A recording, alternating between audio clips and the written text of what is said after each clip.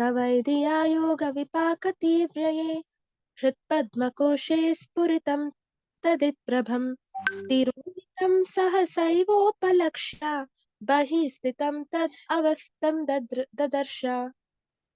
Translation. The form of the Lord, which was brilliant like lightning, and in which Dhruv Maharaj, in his mature yogic process, was fully absorbed in meditation, all of a sudden disappeared. Thus Dhruva was perturbed, and his meditation broke. But as soon as he opened his eyes, he saw the Supreme Personality of Godhead personally present, just as he had been seeing in the heart, seeing the Lord in his heart. Can anybody read the translation, please? Purport. It's a small purport. Because of Hare Krishna Prabhu. Because of his mature position in yogic meditation, Dhruv Maharaja was constantly observing the form of the personality of Godhead within his heart. But all of a sudden, when the Supreme Personality disappeared from his heart, he thought that he had lost him. Dhruv Maharaja was perturbed. But upon opening his eyes and breaking his meditation, he saw the same form of the Lord before him. In the Brahma Samhita 5.38, it is said, Brahmajana Suruta Bhakti Vilochanena,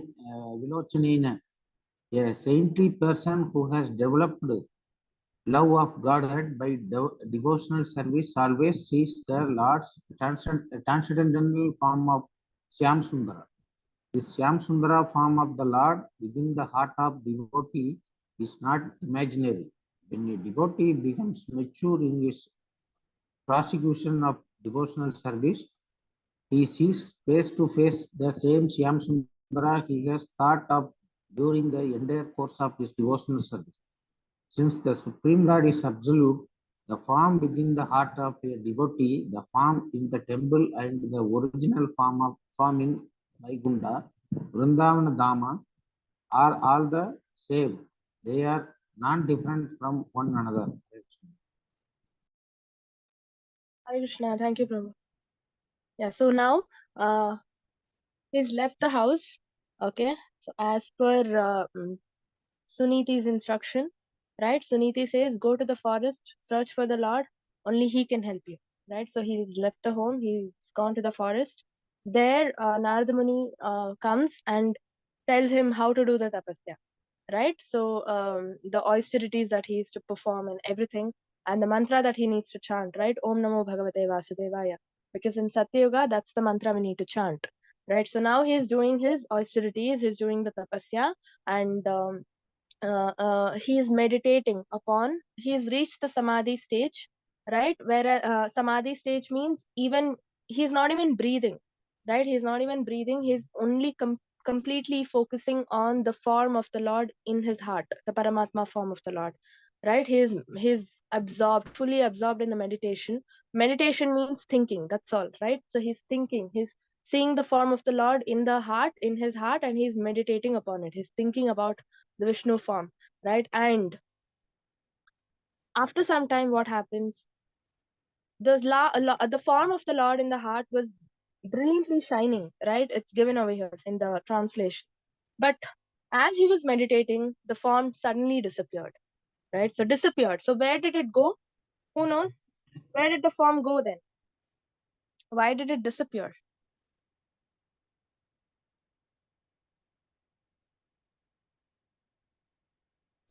Lord has come in front of him, front of him, Dhruva Maharaj. Yeah, Haribol. From the heart, he's come in front, right? So that he can see the Lord face to face. So this is one proof to defeat all the atheistic philosophies. They say, no, God has no form. Whimsically, you are just imagining some form and you're worshipping, right? No, who said?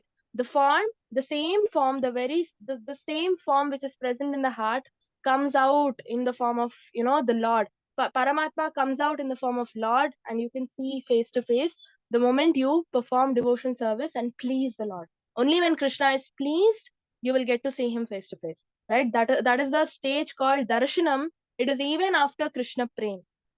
Right? So Krishna Prem, we've all learned Krishna Prem is the highest. No, there's something beyond Krishna Prem. There are two stages beyond Krishna Prem. Anybody knows? What are those stages beyond Krishna Prem?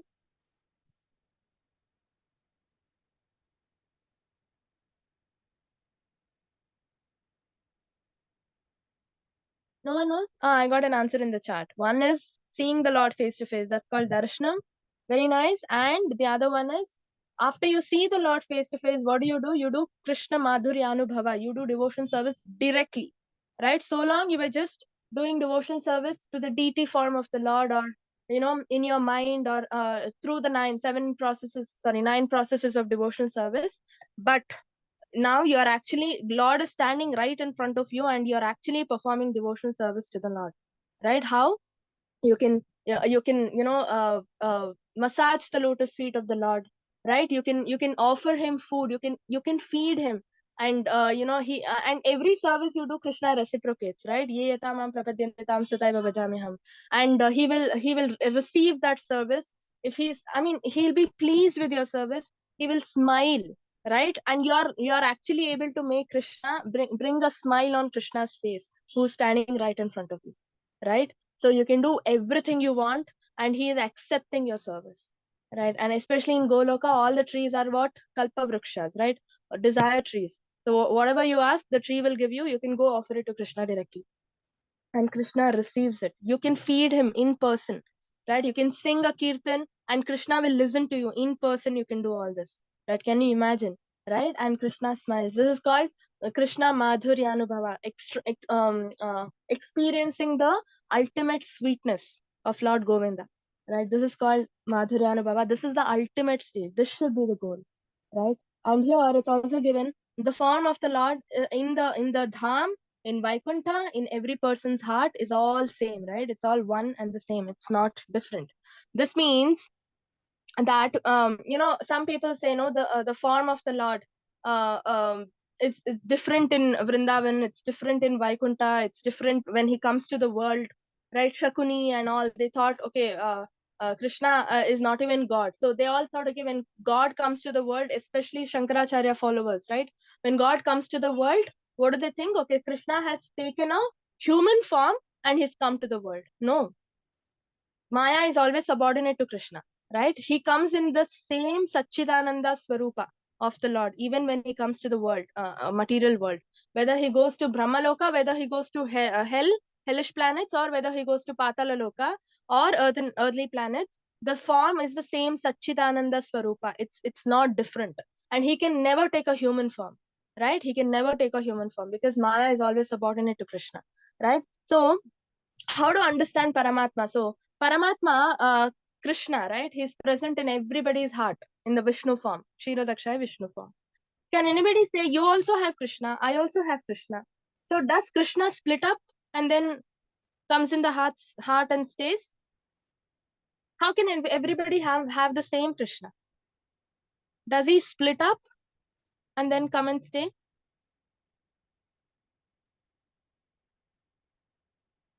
Anybody knows?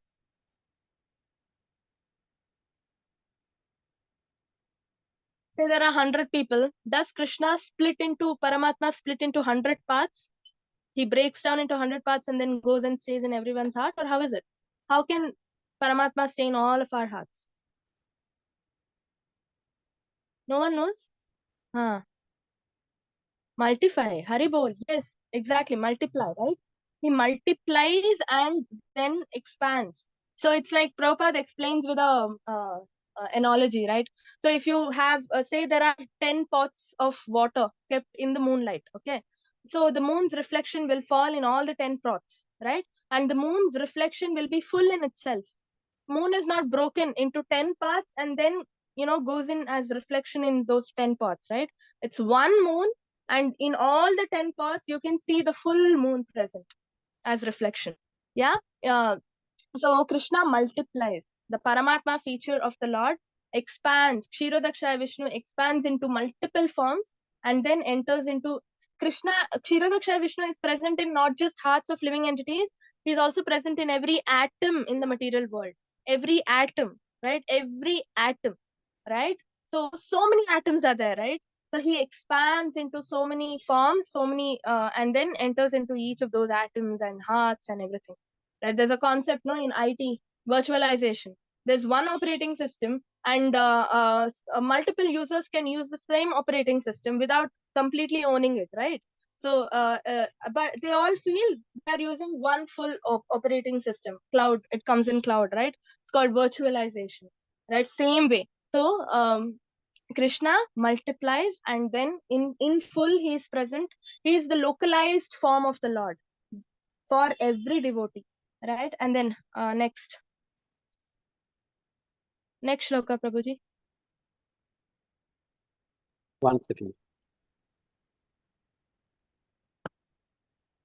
Yeah, Kamlesh Prabhuji, right? What he did with the gopis, right? He expanded into multiple Krishnas and then performed the dance. Yeah. Taddarshanena gata sadavasakshita avandатангам vinimaya dhandavat दृग्भ्यां प्रपश्यन् परिभन् इवार्भकास् चुम्बन् इवास्येन भुजैर् इवाश्लिसन्. Translation. When Dhruv Maharaj saw the Lord just in front of him, he was greatly agitated and offered him obeisances and respect. He fell flat before him like a rod and became absorbed in love of Godhead. Dhruv Maharaj, in ecstasy, looked upon the Lord as if he were drinking the Lord with eyes, kissing the lotus feet of the Lord with his mouth, and embracing the Lord with his arms. Purport. Anybody read? I read, Mataji. Hare Krishna Prabhu. Hare Krishna. Naturally, when Dhruv Maharaj personally saw the Supreme Personality of Godhead face to face, he was very much agitated in awe and respect, and it appeared as if he were drinking the entire body of the Lord with his eyes. The devotee's love for the Supreme Personality of Godhead is so intense that he wants to kiss the lotus feet of the Lord constantly, and he wants to touch the tips of the toes of the Lord and constantly embrace his lotus feet. All these features of Dhruva Maharaj's bodily expression indicate that upon seeing the Lord face to face, he developed the 8 kinds of transcendental ecstasy in his body. Hare Krishna. Hare Krishna Prabhu. Thank you. Yeah, so he was mesmerized by the form of the Lord when he saw it, right? And he was paying obeisances with respect. One of the 6 symptoms of surrender, you need to be meek and humble in front of the Lord. Always pay obeisances and respect him, right? So he was also doing the same, and he fell straight before him like a rod. What type of pranam is this called? Falling straight in the form of a rod. What kind of pranam is that?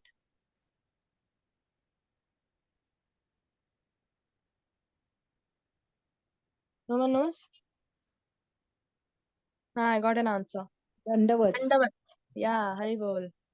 Right? Dandavat pranam. So, same thing he also offered. He offered Dandavat pranam to the Lord and respected him. And what else was he doing? He was drinking the form of the Lord through his eyes. Can you imagine, right? He was constantly looking at the Lord because he was so beautiful, right? He was so beautiful that he was constantly looking at the form of the Lord, and he doesn't know, how to just take off his eyes. He doesn't even know. He wanted to kiss the lotus feet of the Lord, right? And he wanted to embrace the Lord, right? Because such a beautiful form, right? And he wanted to touch the tips of the toes of the Lord and constantly embrace his lotus feet. Prabhupada writes in the purport, right? And the 8 kinds of transcendental ecstasy we could see, right? Dhruv Maharaj showed all those 8 Ashta Sattvic Vikar, it's called. So, what are these symptoms of Ashta Sattvic Vikar? What happens to us when we get this Ashta Sattvic Vikar or transcendental ecstasy? What are the kind of bodily changes we show? Anybody knows? Ashta means 8, right? So they are 8 in number. Who knows? Or at least 1 or 2?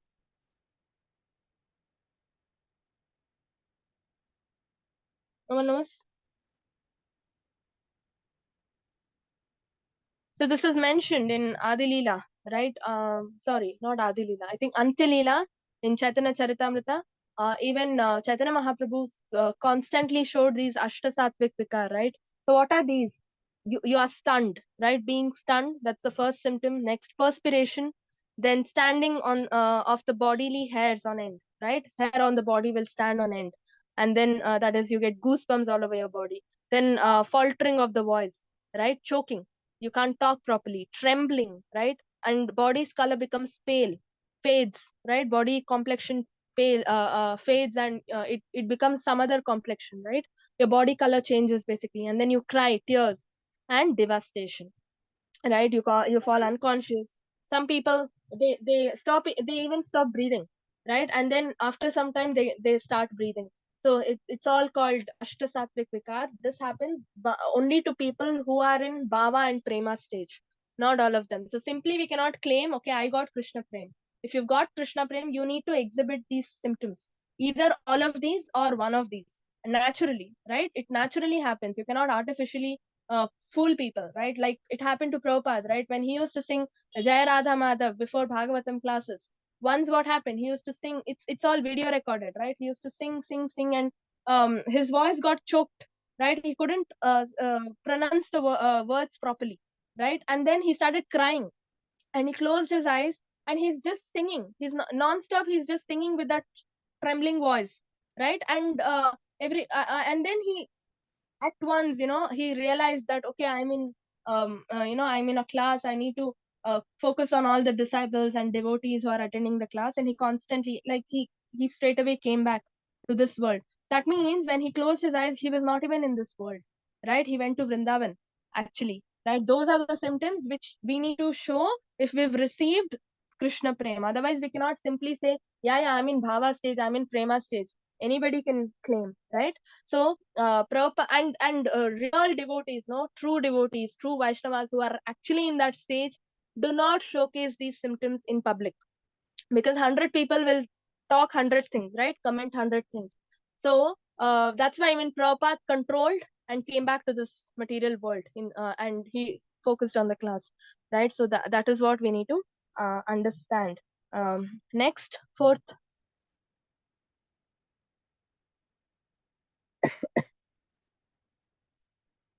सतं विवक्षन्तमतद्विधिं हरिर्ज्ञात्वास्य सर्वस्य च हृदि अवस्थितः कृताञ्जलिं ब्रह्ममयेन कुम्भना पस्पार्शबालं कृपया कपोले. Although Dhruv Maharaj was a small boy, he wanted to offer prayers to the Supreme Personality of Godhead in suitable language. But because he was inexperienced, he could not adjust himself immediately. The Supreme Personality of Godhead, being situated in everyone's heart, could understand Dhruv Maharaj's awkward position. Out of his causeless mercy, he touched his conch shell to the forehead of Dhruv Maharaj, who stood before him with folded hands. Purport, can anybody read? Hare Krishna Mataji. Hare Krishna. Every devotee wants to chant the transcendental qualities of the Lord. Devotees are always interested in hearing about the Lord's transcendental qualities, and they're always eager to glorify these qualities. But sometimes they feel inconvenienced by humbleness.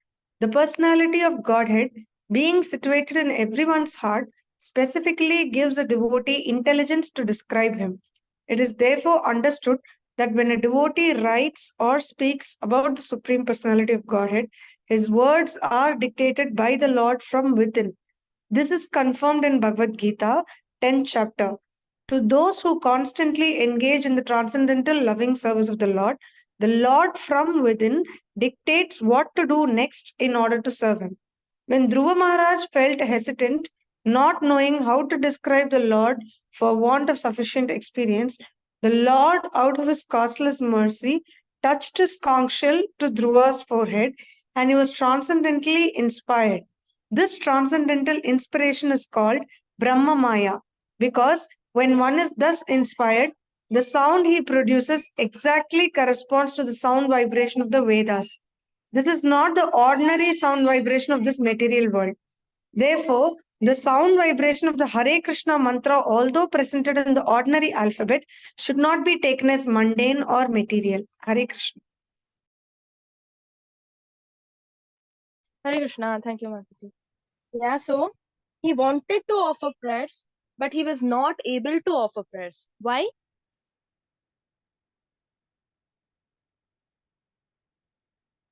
Why wasn't he able to offer prayers? Mataji, because he was inexperienced and not aware. Yeah, not aware of what? Mm, not aware of Bhavati the Uttama Shlok. of Huh, yeah, yeah. No, sorry, Mataji. Sorry. tell me, Prabhu. No, I was saying that he was not aware about the offering and the entire process Huh. for the Lord. So Yeah, yeah. He's not aware of the Vedas and how to glorify the Lord in the proper language. Yeah, proper language and the process, everything, right? So, Bhagavati Uttama Shloke Bhaktir Bhavati Naishtaki, right?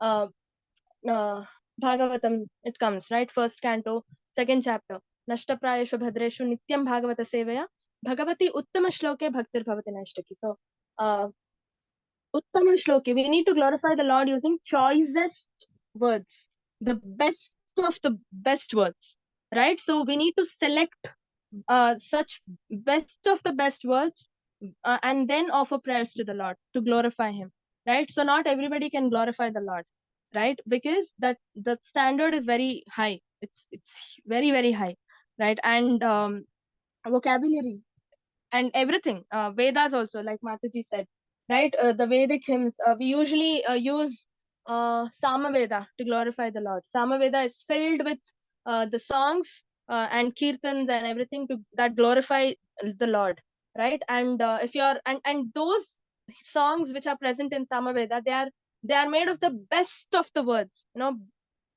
Yeah, yeah. Small child, he was not having much education. All that is fine. Even gopis did not have education, right? Gopis did not go to school.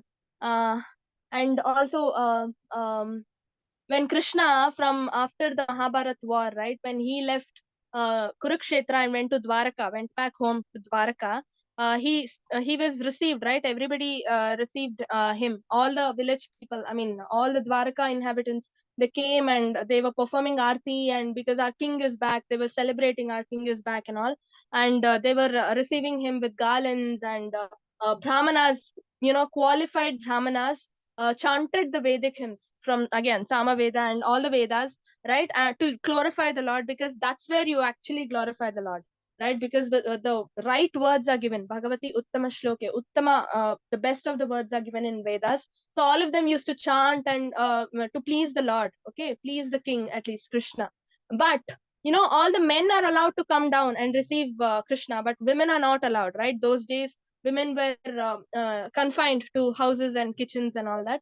So what all women did, they went to the terrace, right? All the women went to their respective terraces, and then they started seeing Krishna, like how people are receiving him and all that. So all the women were looking at the beautiful form of Krishna, and they were praising Krishna in their local language, right? In their local language. They do not know Vedas, they did not go to school, no education, nothing, right? And so they started praising Krishna like in a layman language, like they were talking to each other. Oh, look at him, look at the garland, look at the bumblebees, they're going and sucking the honey from the garland which is on Krishna's which is around Krishna's neck.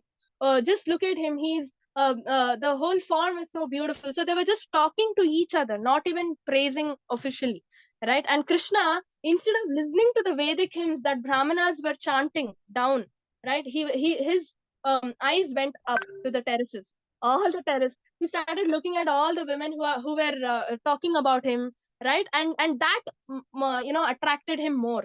Even gopis, right, while churning the butter, while doing all the household chores, right, sweeping and mopping and everything, they were always thinking about Krishna. Elder gopis were thinking about Krishna like their son, right? And younger gopis were thinking about Krishna as their husbands, right? So they were all glorifying Krishna, constantly thinking about Krishna, right? And it's all given in Gopi Geet also, right? In layman language, normal language. And that attracted him more because they put their heart into it, right? They put their heart into it and they started, talking about Krishna to each other. But Dhruv Maharaj does not have that transcendental knowledge, right? He doesn't even know the process or the words to be used, right? He doesn't know how to glorify the Lord. And that too, it's Vishnu form of the Lord. Vishnu is always official. What's the difference between Krishna and Vishnu? Anybody knows? Krishna also we say Supreme Personality of Godhead. Vishnu also we say Supreme Personality of Godhead. What is the difference? Although Vishnu is subordinate to Krishna, we still say he is Supreme Personality of Godhead.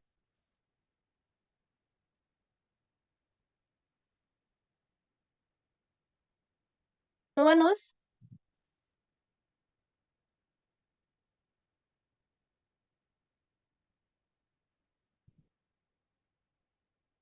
How many qualities does Krishna have in full? 64 qualities, right? How many qualities does Vishnu have? 60 qualities. So 4 qualities are missing. That's why Vishnu is considered subordinate to Krishna, right? What are those 4 qualities? The beauty, right? Krishna is more attractive than Krishna, right? And then flute, and then dancing, Madhurya Ras, exchanging Madhurya Ras, dancing with gopis and all that, right? And opulence also. Opulence as in expanding, and satisfying the desires of each and every devotee in full, right? Krishna satisfies the desires of each and every devotee in full. Like he married 16,108 queens, right? Princesses. And he built 16,108 kingdoms, palaces to maintain each of the queen, right? And at the same time, simultaneously, he received service from each of the queens, right? So, while Rukmini was serving Krishna, Satyabhama was also serving Krishna in her palace, right? In their respective palaces. So, this is so to satisfy the he's Bhakta Vatsala. So, to satisfy the desires of his devotees, Krishna can go to any extent because he has all the qualities in full. But Vishnu has certain limitations. He cannot play the flute, right? And he's not as beautiful as Krishna. So, and he cannot exchange Madhurya Ras. He has 4 hands. No, how can we go and offer service to the Lord in Madhura Ras when we see him having 4 hands, right? Gopis were not even interested to see Krishna in 4 hands, right? When Krishna became Vishnu and came in front of them, gopis were like offered obeisances. Oh, Narayana has come. They offered obeisances, and they offered pranam. They fell to the feet and all that. And then after the next minute, they were like, "Where is Krishna? Where did Krishna go?" Right? So this is the kind of attachment Krishna can have with their devotees, because gopis could not offer like a friend. You cannot offer service to the Lord as a friend in Vaikuntha, because Vishnu has 4 hands, right? Only Dasya Bhav, Shanta Bhav, and Vatsalya Bhav to an extent again, right? Even Vatsalya Bhav is not there. So only Dasya Bhav and Shanta Bhav is predominant in Vaikuntha. All the other 3 rasas are actually, you can offer only in the Goloka, right? To Krishna. Only with Krishna you can exchange service in these 3 rasas. Sakya Bhav, at least to some extent, you can do in Vaikuntha, but in full, you can do only in Goloka, right? So we get attracted to Krishna more easily than getting attracted to Vishnu. And the other difference is, thank you, Prabhu.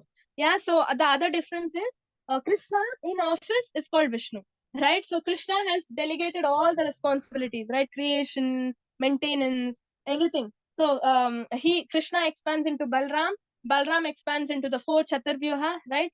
Vasudeva, Sankarshna, Aniruddha, Pradyumna. Then Sankarshna expands into Narayana. Narayana expands into the 2nd Chaturvyuha, right? Vasudeva, Mahasankarshna, Pradyumna, Aniruddha. Then Mahasankarshna expands into the 3 Purushavataras, right? That is Karanodakshaya Vishnu, who is the one who creates the universes, right? And then Garbhodakshaya Vishnu, who enters into each of the universe and creates the planetary systems, and Brahma as well. And then Garbhodakshaya Vishnu expands into Kshirodakshaya Vishnu and enters into each and every planetary system, atom, and hearts of all living entities as Paramatma. So Paramatma is actually Kshirodakshaya Vishnu, right? So who is doing, then who is working? What is Krishna doing? Krishna is just enjoying in Goloka, right? He doesn't work. He doesn't do anything. He just dances and plays with the gopas, dances with the gopis, right? Like a small child, he acts like a small child in front of elder gopis. This is all what he does in Vrindavan, Goloka Vrindavan, right? But who is actually doing the work, right? Work is actually done by Vishnu. So Vishnu is also Krishna only. It's just four qualities. So we consider him also Supreme Personality of Godhead, but Vishnu is more official. That's why we cannot have informal relationships like Sakya, like friend, Madhurya Ras, Vatsalya Ras is not possible with Vishnu. This is the difference, right? And because it's only four qualities that is less in Vishnu, we still consider Vishnu as the Supreme Personality of Godhead, almost equal almost equal to Krishna, right? That's why we do not discriminate saying only Krishna is Supreme Personality of Godhead, right? When like a father, no father at home, he's very nice. We can sit on his lap, we can play with him and all. But when he goes to office, when you call him or anything, he will talk like a manager there in office, right? And when you go to office with your father, can you do the same thing that you like how you behave at home? No, right? So you have limitations because he's working there. He represents that official side of him, right? So that's exactly the difference, right? So Krishna and Vishnu, this is the difference. So that's why, and now Dhruva Maharaj is seeing the Vishnu form, not the Krishna form, right? So obviously, the four hands, right? Four hands. When you see four hands, automatically we feel we are very subordinate to the Lord, and automatically that respect comes, awe and respect. But when you see Krishna, we more tend to connect with him, right? Informally, on a personal level, we tend to connect with him, right? That's the difference, and that's why he couldn't offer prayers as easily as possible. So then Krishna understood, like Paramatma sitting in the heart, he understands the desires, right? So he understood that he wants to offer prayers, so he took the conch shell and put it on, touched his forehead with the conch shell. And then what happens, he gets the transcendental knowledge immediately. Dhruv Maharaj got the transcendental knowledge, right? And then started um, glorifying the Lord with his prayers, right? And then, so um, here it is said, right? His words are dictated by the Lord from within, because he's the Paramatma. Whatever desire you have, it is Krishna who shows the way, right? Paramatma who shows the way and helps you realize that desire, right? Tesham satatayuktanam bhajatam priti purvakam dadami buddhi yogam tam yena mam upayanti te. Dadami buddhi yogam tam. I will give you the intelligence if you engage in transcendental devotional service to me, right? If we engage in a transcendental devotional service to the Lord, what does Krishna do? He will make way, he will show you the right way to reach him, right? Same way, that's why what is Krishna doing here? Paramatma is dictating the words of Dhruv Maharaj so that he can offer prayers correctly, right? In a proper way. So this is exactly what happens in all the teachers preachers cases also, right? Vyasas and those who are initiated, properly initiated, and those who belong to the disciplic succession, right? Only they are given a chance to take Bhagavatam class, right? So when they sit on the Vyasasan, it is not the person who's sitting on the Vyasasan who takes the class. It is the previous acharyas who take the class through that person, right? So yeah, we would have many preachers have actually felt this. Sometimes we forget shloka in the middle while taking class, right? Sometimes we try to remember recall some example, we are not able to do it, right? But automatically it comes.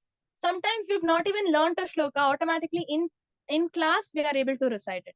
How is all this happening? Because it is not the preachers who are talking, it is the acharyas who are talking through the preachers, right? That's why Prabhupada, one day what happened, Prabhupada's disciple was taking a class.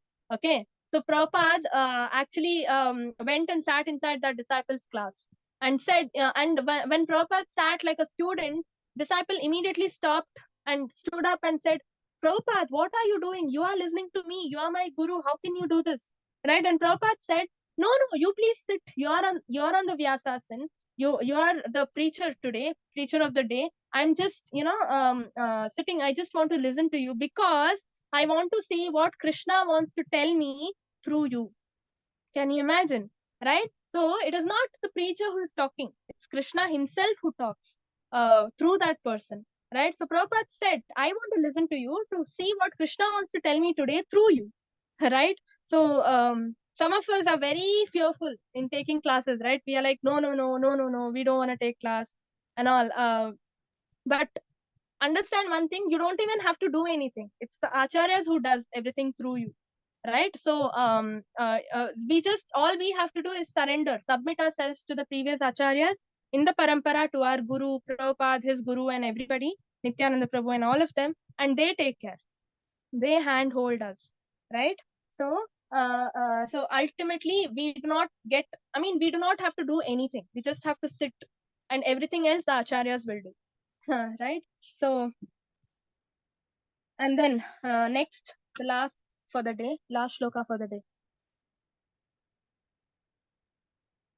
तवैतदैव प्रतिपादितं गिरं दैवीं परिज्ञाता परात्म निर्णयः तं भक्तिभावो अभयागृणात् असत्वरं परिश्रुतोरुश्रिवसं श्रवसं ध्रुवक्षितिः.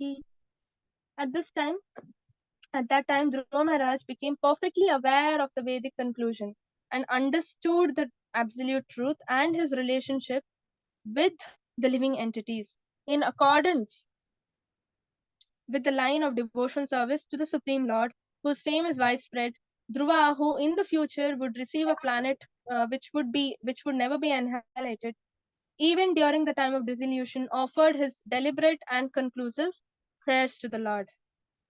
Can anybody read the purport?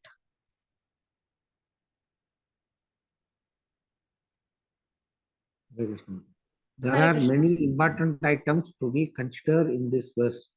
First of all, the relationship between the absolute truth and the relative material and the spiritual energies is here understood by a student who has complete knowledge of the Vedic literature. Dhruv Maharaja never went to any school or academic teacher to learn the Vedic conclusion. But because of his devotional service to the Lord, as soon as the Lord appeared and touched his forehead with his conch shell, automatically the entire Vedic conclusion was revealed to him. That is the process of understanding Vedic literature. One cannot understand it simply by academic learning. The Vedas indicate the only to one who has unflinching faith in the Supreme Lord as well as in the spiritual master is the Vedic conclusion revealed. The example of Dhruv Maharaja is that he engaged himself in devotional service to the Lord according to the order of his spiritual master, Narada Muni. As a result of his rendering such devotional service with great determination and austerity, the personality of God personally manifested himself before him. Dhruva was only a child. He wanted to offer nice prayers to the Lord, but because he lacked sufficient knowledge, he hesitated. But by the mercy of the Lord, as soon as the Lord's counsel touched his forehead, he became completely aware of the Vedic conclusion. That conclusion is based on proper understanding of the difference between Jiva and Paramatma, the individual soul and the super soul. The individual soul is forever a servant of the super soul, and therefore his relationship with the super soul is to offer service. That is called Bhakti Yoga or Bhakti Bhava. Dhruva Maharaja offered his prayers to the Lord not in the way of impersonalist philosophers, but as a devotee. Therefore, it is clearly said here, Bhakti Bhava, the only prayers worth offering are those offered to the Supreme Personality of Godhead, whose reputation is spread far and wide. Dhruva Maharaja wanted to have the kingdom of his father, but his father refused even to allow him to get it.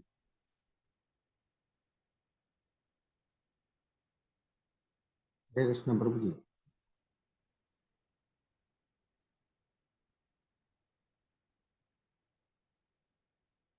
Hare Krishna Prabhuji, 1 second.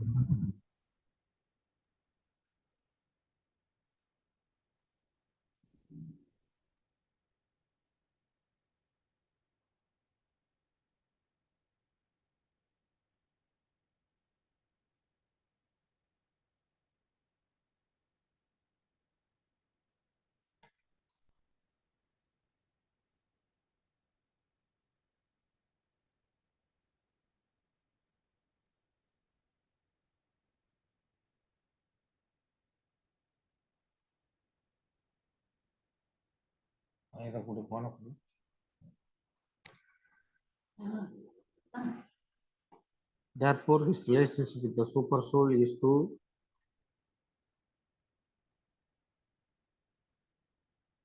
the only prayers worth offering are those offered to the Supreme Personality of Godhead, whose reputation is spread far and wide. Dhruv Maharaja wanted to have the kingdom of his father, but his father refused even to allow him to get on his lap. In order to fulfill his desire, the Lord had already created a planet known as the pole star Dhruvaloka, which was never to be annihilated even at the time of dissolution of the universe. Dhruv Maharaja attained this perfection not by acting hastily, but by patiently executing the order of his spiritual master, and therefore he became so successful that he saw the Lord face to face. Now he has Father enabled by the causeless mercy of the Lord to offer fitting prayers to the Lord, to glorify or offer prayers unto the Supreme. One needs to the Lord mercies.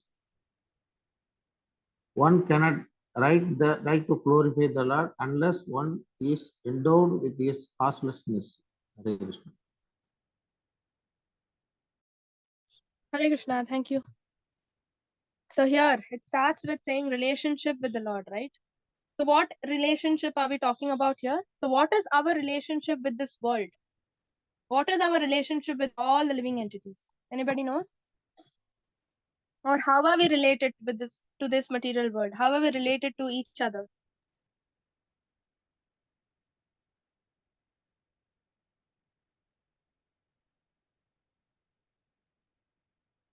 Who knows?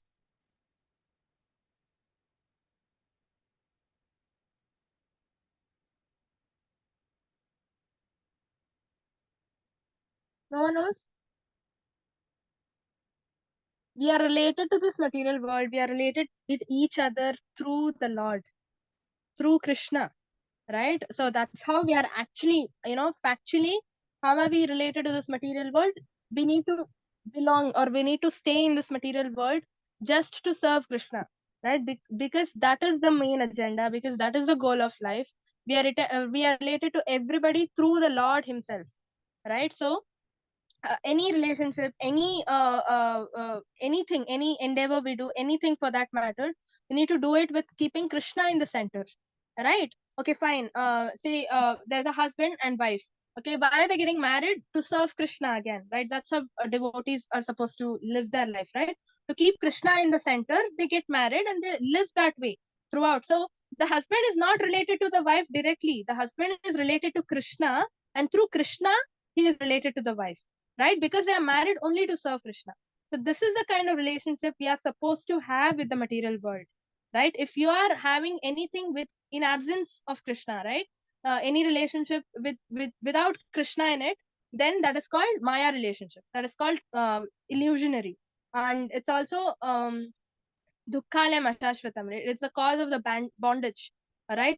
We only accumulate karma with that particular relationship or with that particular endeavor, right? Because only sense gratification predominates, right? But our duty is rishikesha sevanam bhakti ruchyate, right? So we need to serve the Lord through our senses. We need to serve Krishna or make him happy through our senses, not make ourselves happy with our senses, right? So only when we do this, we are said to be in correct relationship or correct position in the material world. Everything else is just Maya. It ends. Mrityu sarva haraschaham. Ends after some time, right? And but when Krishna is in the center, it continues, right? It continues. Senior Vaishnavas used to say, right? So when a husband and wife, right, Padmavati and the composer of Dashavtar Stotra, Jayadev Goswami, right? Padmavati and Jayadev Goswami, how are they related to each other?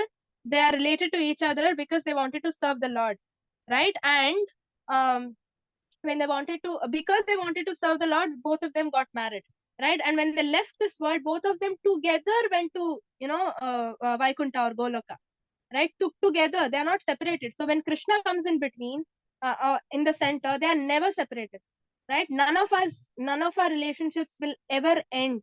They will never end, right? And even Dhruv Maharaj's case, it's true, right? Dhruv Maharaj, when he was going back to Vaikuntha, right? Going back home, back to Godhead, he also asked, my mother is the one who pushed me towards God. What about her? So his mother was also traveling back to Vaikuntha, right?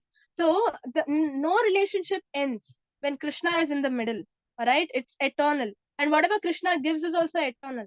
And whatever you do to satisfy Krishna in devotion service, that is also eternal. That's why pole star is never, annihilated.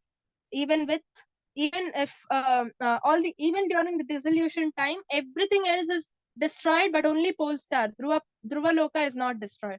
Even today it is there. Dhruva Maharaj is not there, but Dhruva Loka is still there, right? Because that was given by Krishna. And Dhruva Maharaj is also eternally living in Vaikuntha as, as Vishnu's associate, right? As Vishnu's associate. So the devotees never die, right? Devotees never die. And whatever you do, whatever karma you do, it's not bondage, because it is all akarma.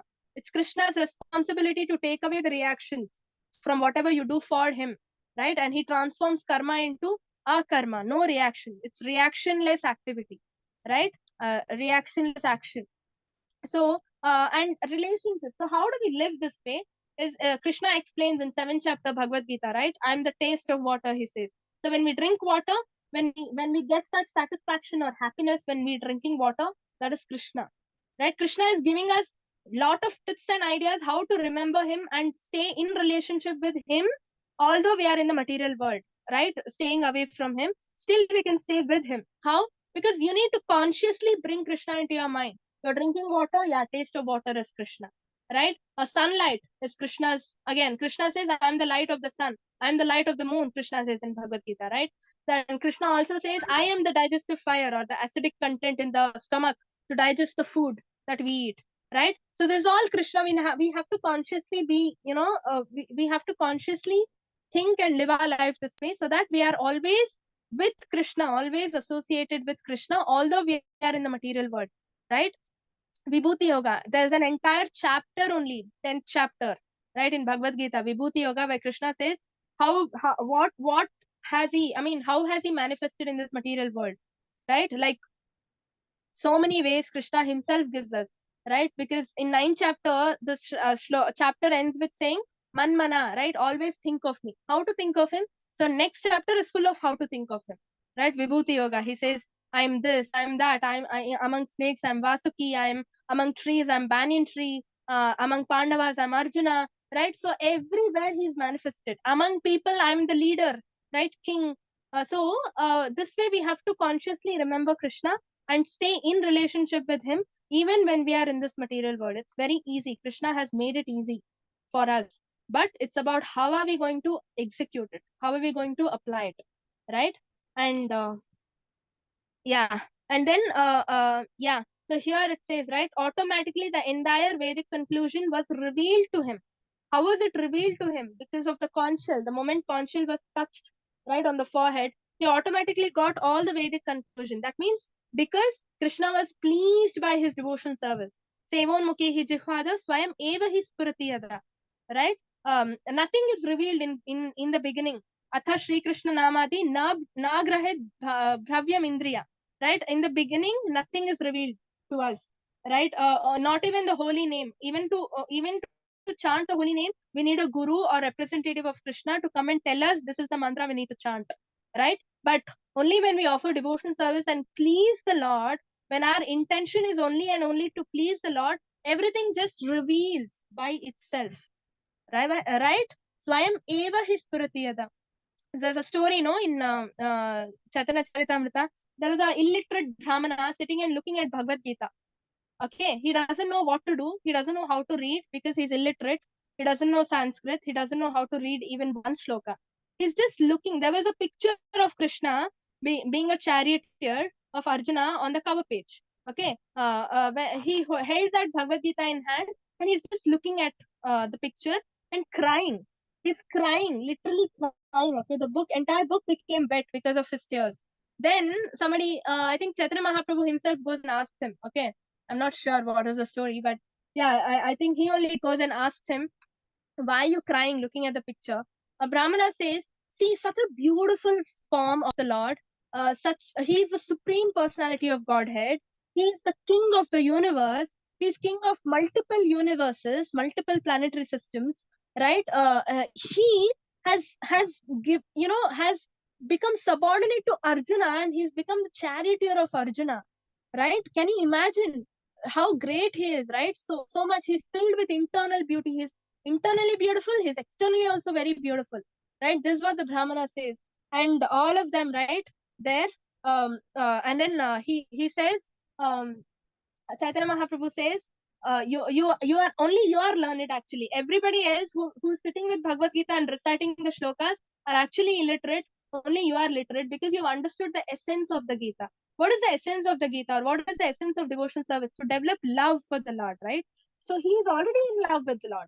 He's already in love with the Lord. That is the main goal. He already knows everything. He might not know the shlokas, he might not know what is written in the Gita, but he knows the essence of it. He knows he's achieved the end goal of learning the Gita.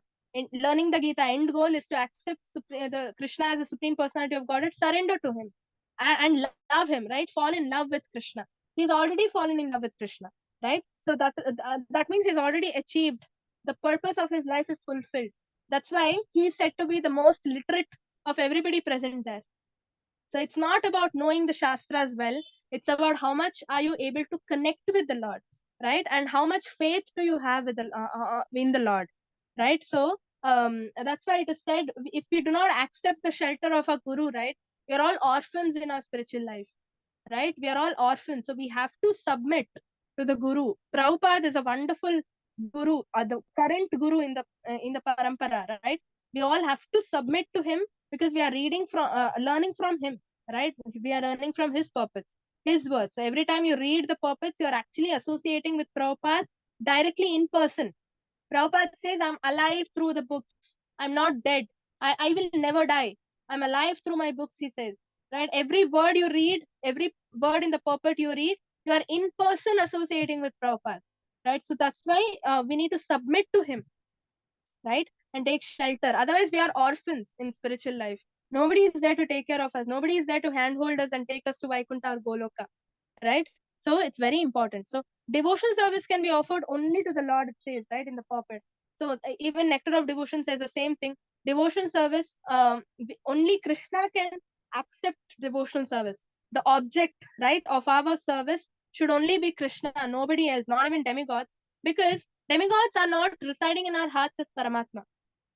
So when you go and pray to a demigod, say you go to a temple and pray to a demigod, right? How does the demigod know that you are praying? How does he know? The Paramatma sitting in the heart of that demigod says that so and so person has come to pray to you, right? Because he is the one who gives us the intelligence, right? Dadami buddhi yogam tam. So that's how the demigod gets to know, okay, so and so person is praying to me. How will he know otherwise? How does Paramatma know? Because he's sitting in our heart also, in the demigod's heart also. So it's Paramatma who connects us. Even in Bhagavad Gita, he says, right, I strengthen the faith in a person who wants to offer prayers to a particular demigod. I am the one who gives that person the intelligence and says, go and offer prayers to so and so demigod. Right? So again, everything is in Krishna's control. So only devotional service can only be offered to Krishna, no other demigod. Right? Because demigods themselves do not know that who is praying to them, who is not praying to them, if Paramatma does not indicate sitting in the heart. Right? So, and also, Dhruv Maharaj wanted, what did he even want? He just wanted the kingdom of his father. Initially, he wanted to sit on the lap of his father, and then he wanted the kingdom of his father, right? And where did this desire come from? Anybody knows? Why did Dhruv Maharaj is just 5 years old? So definitely no kid of that age will get triggered so badly and be determined so badly to get this kingdom or fulfill the desire. Where did this determination or strong desire come from? Anybody knows? Mataji, when he saw the stepbrother sitting on father's lap, and the stepmother kind of told that you have to be born through my womb to have these privileges.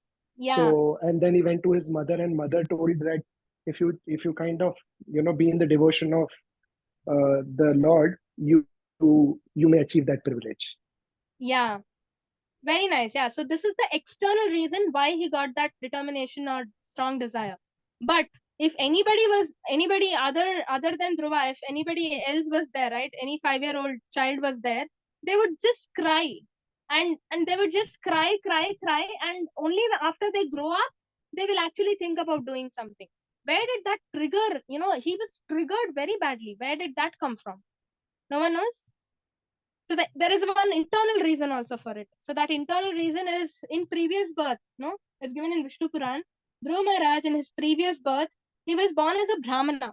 Okay, but even though he was born as a Brahmana, he was more close to his a king. Okay, he was more close to a king, and he considered that king to be his best friend. So both of them were like best friends, this Brahmana and the king. So even in nectar of instruction it's given, right? When you associate very closely with a particular person, the desire of that particular person gets transferred to the other person, right? So when he was so closely associated with the king, because king is very opulent, he wants more wealth, he's concentrating on accumulating wealth and all, the same desire got transferred to this Brahmana also. And this Brahmana was developed a strong desire to become rich and accumulate wealth. He wanted riches, okay? He wanted wealth, he wanted throne. He also wanted to sit like that king and rule and all that. So that desire was, that seed of desire was sowed in his heart that time itself when he was a Brahmana. And then because that desire was very strong, when he died with that very same desire. Okay, so when he took birth in his next life, he was born in a kingdom. Okay, he was born as Uttanapada's son in a royal family, in a king's family, and the desire will not go anywhere, right? It's already sown very deep in his heart, and that's why it was just a trigger. The desire was already there, and it was just triggered more when Suruchi said, "Do not sit on your father's lap," right? So this is the desire. That's why we need to be very careful in with whom we associate with. Like we need to make conscious decisions. When you associate with a person closely, that person's desires will be transferred to you, right? That's what is, even in school we are told that only, no, choose good friends. If you make friends with bad people, you will also become bad, right? It's scientifically, psychologically also it is proven. So that's why Dhruva had a very strong desire to become a king, right? That is the backstory of it. And yeah. Then finally, the takeaway is patiently execute the order of a spiritual master, he said. Right? So Dhruva Maharaj listened to Narada Muni and did exactly what Narada Muni said. Right? He did not, the determination was very strong, and he did exactly as Narada Muni said. He did not, just because he was determined, he was not ambitious or anything to just hastily fulfill his desire, right? He patiently executed the order of a spiritual master. Like example, Prabhupada. When Bhaktisiddhanta Saraswati advised Prabhupada or instructed Prabhupada to go to the West and preach, Prabhupada was very young, right? But he did not do it immediately in a hastily manner, right? He had responsibilities. He had a wife, he has children, he needs to take care of them. If he goes to the West, who will take care of the family, right? So Prabhupada patiently waited. It was 69 years. Only when he was 69, he went to the West, right? So all those years, what was he doing? He was preparing to go to the West, right? So we need to patiently execute the orders of our spiritual master, whatever orders we have, right? Prabhupada has given us, right, 4 orders. Follow the 4 regulative principles, read his books every day, distribute books, chant the holy name of the Lord 16 rounds a day. That's all. So difficult is it? It's very easy, right? So that's all. We have to read his books and chant the holy name and follow the 4 regulative principles and all these, so that we can go back home, back to Godhead in this life itself, Prabhupada says, right? If you do all this properly, sincerely, without, breaking the rules and all that, you can go back home, back to Godhead in this life itself. You don't even have to wait, right? Just cling on to the dhoti of Prabhupada, and Prabhupada says, I have the key to the back door of Goloka. I will take you to Goloka, he says. Right? So it's very easy. Just follow, execute the orders of our spiritual master. Our spiritual master is preeminent Siksha Guru Prabhupada. And just by following his instructions, we can go back home, back to Godhead. Okay? Hare Krishna, Krishna Krishna, Hare Hare.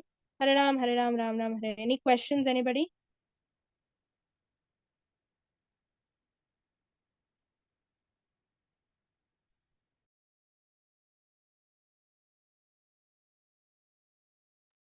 Any questions or anything you want to add, anybody?